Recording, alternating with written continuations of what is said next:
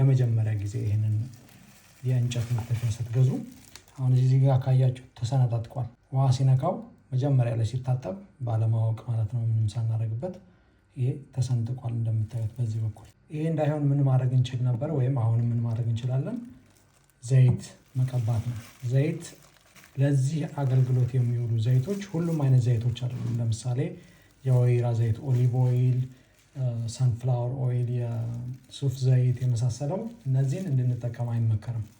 ለምግብነት ደረጃ ያለ የሚነራል ኦይል የሚባል እሱን ልንጠቀም እንችላለን። ግን ይሄም ደግሞ ብዙ ሰዎች የሚጠቀሙት ነው ኮኮናት ኦይል ማለት ነው።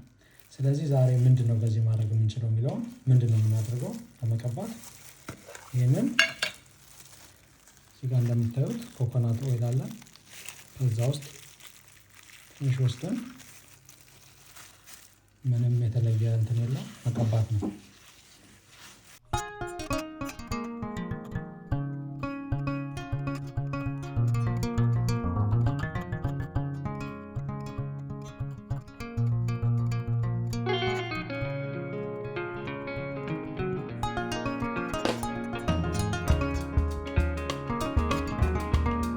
ይሄኛውንም እንቀባዋለን።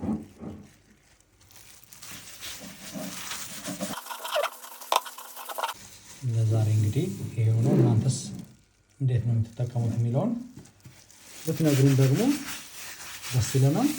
በተረፈ እናመሰግናለን አብራችሁን ስለነበራችሁ። መልካም ጊዜ ይሁንላችሁ። ቻው